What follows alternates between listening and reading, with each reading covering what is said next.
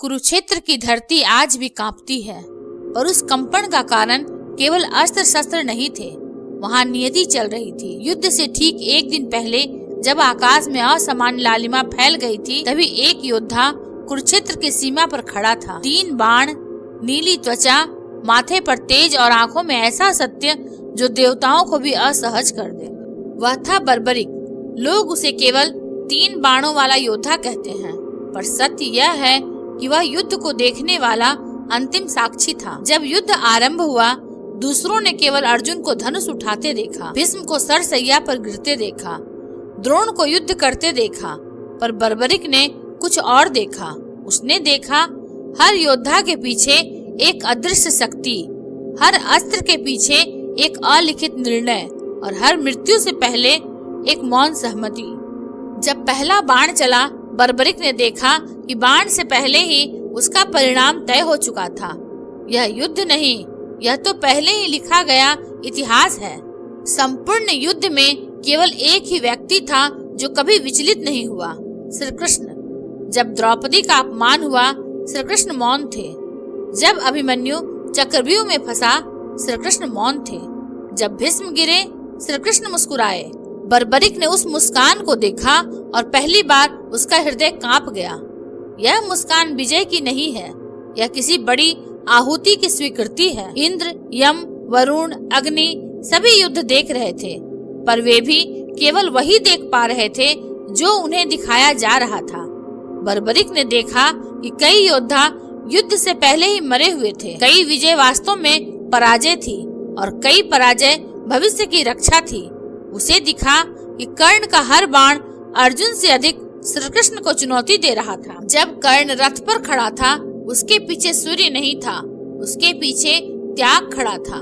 बर्बरिक ने देखा कि कर्ण यदि जीतता तो युद्ध समाप्त हो जाता, पर तब धर्म हार जाता, और यही वह क्षण था जहाँ श्री कृष्ण ने हस्तक्षेप किया। युद्ध के 7वें दिन बर्बरिक ने पहली बार आंखें बंद की, क्योंकि उसने देखा युद्ध के बाद भी धर्म जीवित नहीं रहेगा। कुरुक्षेत्र केवल युद्ध नहीं था, वह धर्म का परीक्षण था, और यह परीक्षा कोई भी पूर्ण रूप से उत्तीर्ण नहीं कर पाया। युद्ध समाप्त हुआ, ध्वज गिरे, अस्त्र शांत हुए, धरती रक्त से भीगी रही, पर बर्बरिक वहीं खड़ा था। दूसरों ने विजय देखी, बर्बरिक ने खालीपन देखा। पांडव सिंहासन पर बैठे, पर उनके पीछे छायाएं थी। युधिष्ठिर के पीछे पश्चाताप, भीम के पीछे क्रोध, अर्जुन के पीछे शून्य, और द्रौपदी उसके पीछे अधूरा न्याय। जब गांधारी ने श्री कृष्ण को श्राप दिया तो सबने उसे क्रोध समझा, पर बर्बरिक ने देखा वह श्राप नहीं था, वह सत्य का उद्घोष था। श्री कृष्ण ने उसे स्वीकार किया, क्योंकि वे जानते थे धर्म की कीमत उन्हें ही चुकानी होगी। बर्बरिक ने देखा जब श्री कृष्ण द्वारिका लौटे तो उनके पीछे युद्ध नहीं आया, आया कर्म। यादवों का विनाश कुरुक्षेत्र का अंतिम अध्याय था।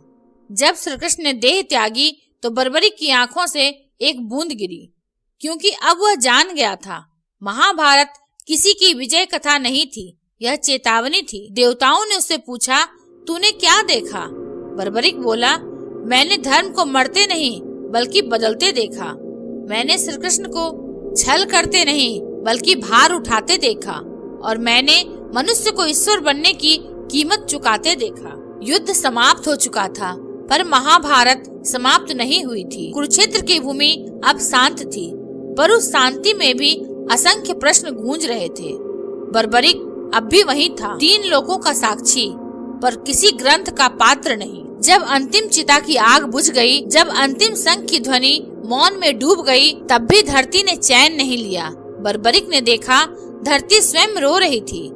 इतना रक्त मैंने पहले कभी नहीं पिया, धरती ने कहा, और फिर भी न्याय अधूरा है।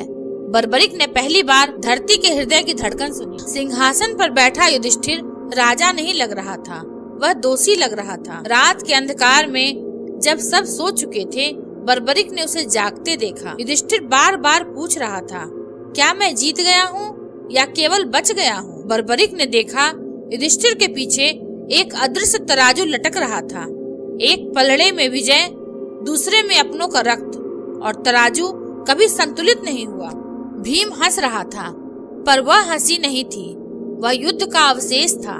रात को भीम अपने हाथ देखता, वे हाथ अब भी दुर्योधन की जंघा तोड़ रहे थे। बर्बरिक ने देखा भीम के भीतर एक युद्ध अब भी चल रहा था। शत्रु मर चुका है पर क्रोध नहीं। बर्बरिक ने स्वयं से कहा, अर्जुन के पास सब कुछ था, सम्मान, विजय, इतिहास, पर जब उसने गांडीव उठाया तो वह भारी लग रहा था, क्योंकि अब उसमें कोई उद्देश्य नहीं था। बर्बरिक ने अर्जुन को एकांत में रोते देखा। मैंने सब कुछ जीत लिया पर स्वयं को खो दिया। उस दिन बर्बरिक समझ गया, युद्ध योद्धा को नहीं मारता पर उसे रिक्त कर देता है। सबसे भयानक दृश्य बर्बरिक ने द्रौपदी में देखा। वह रो नहीं रही थी, वह क्रोधित नहीं थी, वह चुप थी, और यह चुप्पी किसी भी श्राप से अधिक भयावह थी। बर्बरिक ने सुना द्रौपदी अपने भीतर पूछ रही थी, क्या मेरा अपमान सिर्फ युद्ध का कारण था या एक बहाना? कोई उत्तर नहीं आया। जब श्री कृष्ण द्वारका लौटे तो वे पहले जैसे नहीं थे। उनकी चाल में थकान थी, उनकी आंखों में इतिहास था। बर्बरिक ने देखा श्री कृष्ण अकेले समुद्र किनारे बैठे हैं, न मुस्कान न मुरली, केवल मौन। हे माधव, बर्बरिक ने मन ही मन पूछा, क्या धर्म की यह कीमत आवश्यक थी? श्री कृष्ण ने उत्तर नहीं दिया, पर समुद्र की लहरें बोली, धर्म सरल होता तो ईश्वर को छल करना न पड़ता। बर्बरिक ने वह भी देखा जो बहुत कम लोगों ने देखा।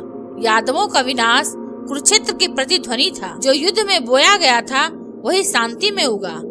श्री कृष्ण ने सब देखा, सब सहा। उन्होंने हस्तक्षेप नहीं किया, क्योंकि इस बार वे स्वयं कर्म के अधीन थे। जब जरा का बाण लगा तो बर्बरिक वहीं था। श्री कृष्ण गिरे नहीं, उन्होंने विश्राम लिया। उनके चेहरे पर कोई पीड़ा नहीं थी, केवल एक प्रश्न था, क्या मनुष्य ने कुछ सीखा? उत्तर नहीं मिला। देवताओं ने फिर पूछा, अब तू क्या देखता है? बर्बरिक बोला, मैं देखता हूँ कि महाभारत युद्ध नहीं थी, यह मनुष्य के अहंकार और धर्म के संघर्ष की कथा थी। यह कहानी थी कि जब ईश्वर भी उतरते हैं तो उन्हें भी अकेला मरना पड़ता है। बर्बरिक ने अंत में अपना सिर झुकाया और कहा, महाभारत इसलिए नहीं दिखाई जाती क्योंकि अगर सत्य दिखा दिया जाए तो कोई युद्ध दोबारा न करे। क्या महाभारत वास्तव में धर्म की जीत थी? क्या श्री कृष्ण कांत युद्ध की सबसे बड़ी कीमत था? और अगर आज महाभारत हो तो क्या हम पांडव होंगे या कौरव? और अगर बर्बरिक युद्ध में उतर जाता तो क्या धर्म जीवित रहता? क्या श्री कृष्ण का मौन सबसे बड़ा बलिदान था? क्या महाभारत आज भी समाप्त हुई है या हम अब भी उसका भाग हैं? कमेंट में अवश्य लिखें। अगर आपको यह वीडियो अच्छा लगा हो तो इसे लाइक, शेयर और सब्सक्राइब अवश्य करें। धन्यवाद।